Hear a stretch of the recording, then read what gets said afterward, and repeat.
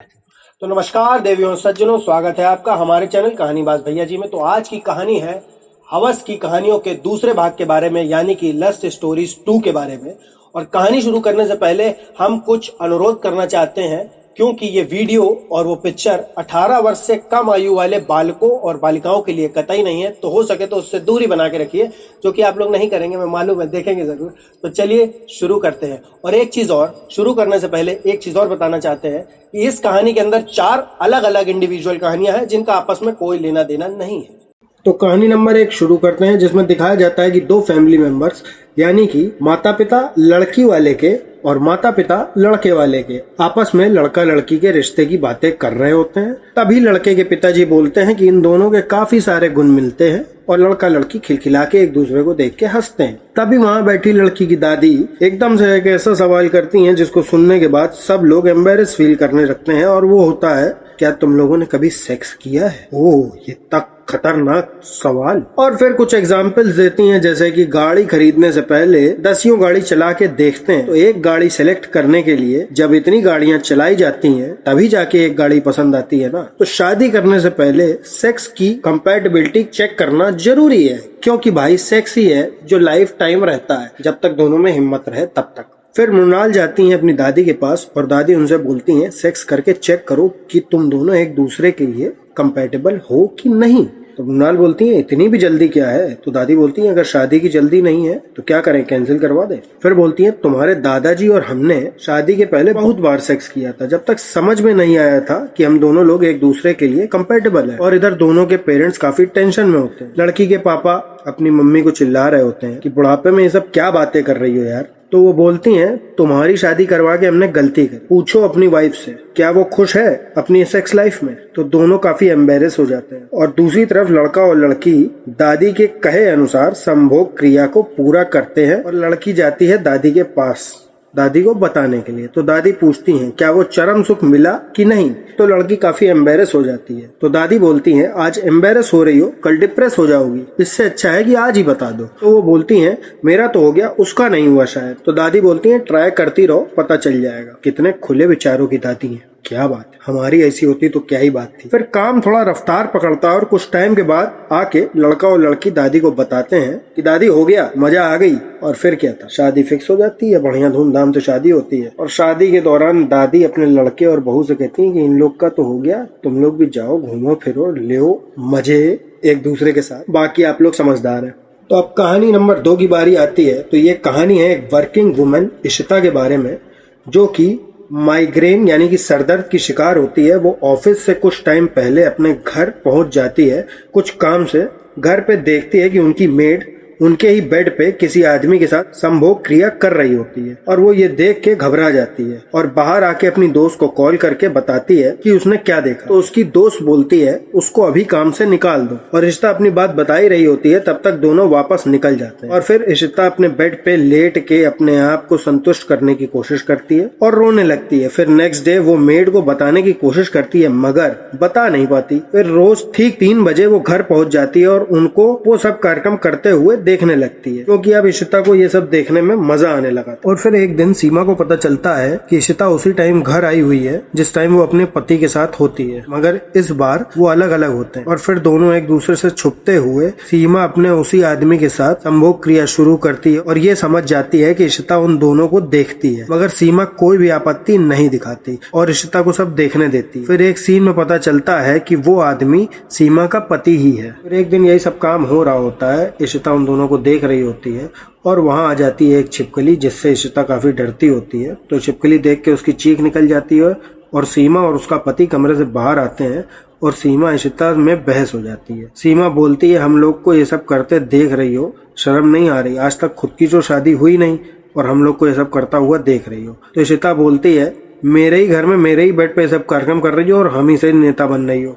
काफी कुछ बहस के बाद इशिता सीमा को निकाल देती है, और फिर सीमा को अलग घर में काम मिल जाता है, और इशिता को 1-2 मेड्स बदलनी पड़ती हैं। मगर कोई भी मेड सही नहीं मिलती। और फिर इशिता की दोस्त का कॉल आता है। वो बताती है कि जो नौटंकी तुम्हारे घर पर हुई थी उसके बारे में अब बहुत सारे लोगों को पता चल गया और उसी के बारे में बातें हो रही हैं और वो सब लोग तुमको ही गलत बता रहे हैं। फिर दोनों लोग अपनी लाइफ में जैसे तैसे मूव ऑन करने लगते हैं और एक रात सब्जी की दुकान पर इशिता और सीमा मिलते हैं और दोनों लोग में सुलह हो जाती है और ये दोनों एक दूसरे को बोलते हैं कि दोनों लोग को ही मजा आ रहा। फिर इशिता सीमा को घर की चाबी दे के काम पर वापस रख लेती और ये कहानी यहीं समाप्त हो जाती है। यथार्थ में दोनों लोग एक दूसरे की म्यूचुअल अंडरस्टैंडिंग को समझते हैं और सीमा वही काम फिर से करने लगती है और इशिता वही काम फिर से करने लगती है, यानी कि उनको संभोग करता हुआ देखने लगती। That's it. अब कहानी की बारी है नंबर 3। तो इस कहानी में विजय वर्मा अपनी गर्लफ्रेंड से मिलने जा रहे होते हैं और वीडियो कॉल पर कलाकारी भरी बातें कर रहे होते हैं। तभी उनके बॉस का कॉल आता है जो कि उनके ससुर भी होते हैं और वो एक अर्जेंट मीटिंग के लिए उनको वापस बुलाते हैं और विजय उनकी कंपनी के CEO भी होते हैं।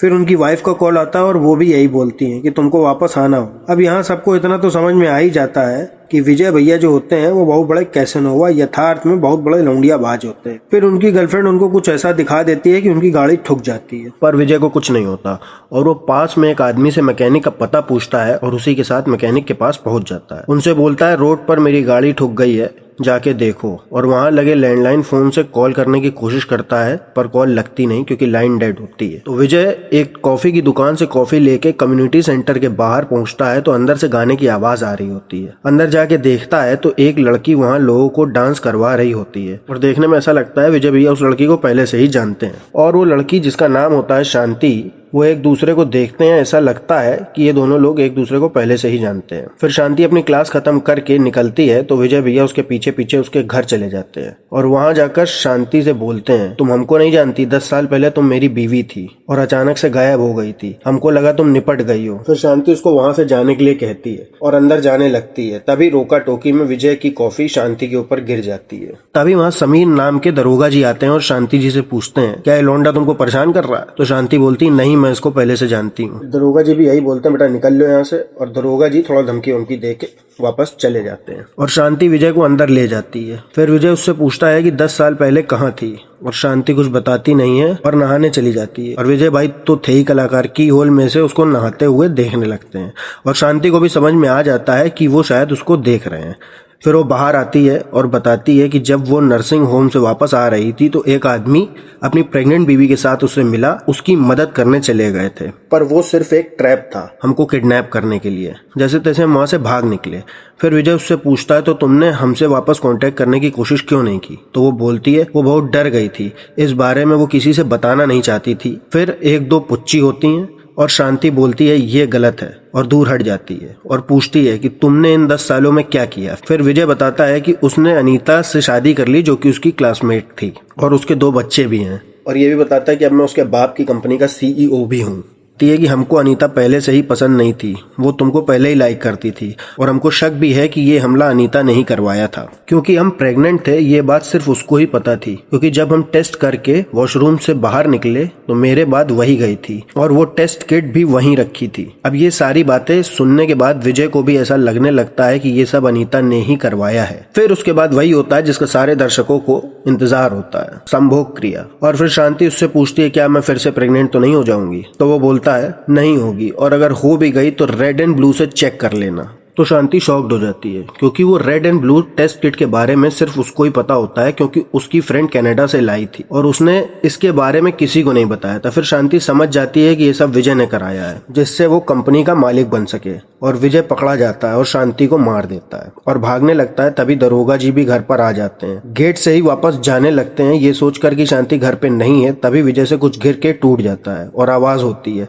तो दरोगा जी वहां रखी डुप्लीकेट चाबी से दरवाजा खोल के अंदर जाते हैं। तब तक विजय पीछे से दीवार पार करके भाग निकलता है और जाकर उसी जगह पहुंचता है जहां उसकी गाड़ी का एक्सीडेंट हुआ था और देखता है कि कुछ लोग उसकी गाड़ी से उसकी ही लाश बाहर निकाल रहे हैं और वो समझ जाता है कि ये सब उसकी एक मात्र कल्पना थी और शांति तो पहले ही मर चुकी थी। ये कहानी है दिव्यानी की जो कि एक हाउसवाइफ होती है और काफी बड़े घराने में एक रानी के रूप में है और उनका पति जिनका नाम होता है सूरज सिंह जो कि हर रात दिव्यानी के साथ जानवरों की तरह संभोग करता है।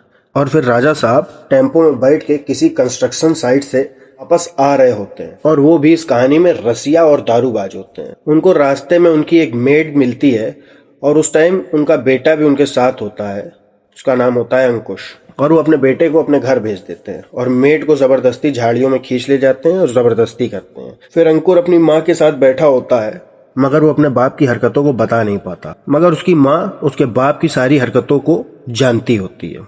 और फिर पता चलता है कि अंकुश को पढ़ाई करने के लिए विदेश जाना है और वो अपनी माँ को भी साथ ले जाना चाहता है, मगर दिव्यानी जानती है कि वो वहाँ से बाहर नहीं जा सकती, उसको अपनी जिंदगी वहीं बितानी पड़ेगी। फिर अगली रात फिर राजा साहब आते हैं और दिव्यानी के साथ जबरदस्ती करते हैं। फिर नेक्स्ट डे दिव्यानी अपनी माँ को कॉल करती है, जिनका एक कोठा होता है और उनकी तबीयत भी सही नहीं रहती। वो बताती हैं कि कोठे की एक लड़की को HIV हो गया है। फिर अगले दिन राजा सूरज सिंह उठते हैं और देखते हैं कि एक नई लड़की उनके घर पे काम करने आई है, क्योंकि पुरानी मेड ने तो काम छोड़ दिया था, क्योंकि राजा जी ने उसके साथ भी जबरदस्ती करी होती है। फिर अगले सीन में देखते हैं कि अंकुश अपने बाप को बताता है कि उसको पढ़ने के लिए इंग्लैंड जाना है, तो वो उसको चिल्ला देते हैं और फिर उसी रात वो फिर से दारू पी के आते हैं और कमरे में आने से पहले ही दूसरे कमरे में गिर जाते हैं और फिर वहीं सो जाते हैं। दिव्यानी खुश हो जाती है। अगले दिन राजा साहब जो कि नशे में जमीन पे पड़े होते हैं, तो रेखा आती, रेखा यानी कि नई वाली मेड, और उनको उठाती है। तो राजा साहब उसका हाथ पकड़ लेते हैं और तो रेखा वो हाथ छुड़ाकर वहां से भाग जाती। और फिर नेक्स्ट सीन में देखते हैं कि राजा साहब रेखा से अपने पैर दबा रहे होते हैं और दारू पिला के उसको भी अपने साथ गलत संबंध बनाने के लिए बोलते हैं। तब तक वहाँ उनका लड़का आ जाता है, क्योंकि उनको कोई बाहर बुलाने आया होता है, तो वो चले जाते हैं और अंकुश काफी शर्मिंदा हो जाता है और अपनी माँ के पास जाता है और बोलता है हम बहुत पढ़ाई करेंगे और इंग्लैंड जाके ही रहेंगे। फिर उसी रात दिव्यानी लेटी थी और उसके बगल वाले कमरे में संभोग करने की आवाजें आ रही थी और वो काफी खुश थी। वो समझ गई थी कि रेखा और राजा साहब संभोग कर रहे हैं, क्योंकि रेखा उसकी माँ के कोठे से आई वही लड़की थी जिसको HIV हुआ था। तभी उसकी नजर पड़ती है कि उसका पति नशे की हालत में गिरता पड़ता घर वापस आ रहा है और वो ये देखकर काफी डर जाती है और ये समझ जाती है कि कमरे में संभोग राजा साहब नहीं बल्कि रेखा और उसका लड़का कर रहे हैं। और ये कहानी यहाँ खत्म हो जाती है। दी एंड। तो अब हम भी चलते हैं, मिलते हैं अगले फिर किसी एक नए वीडियो में किसी एक नई कहानी के साथ। तब तक के लिए जय जय श्री राम, राधे राधे।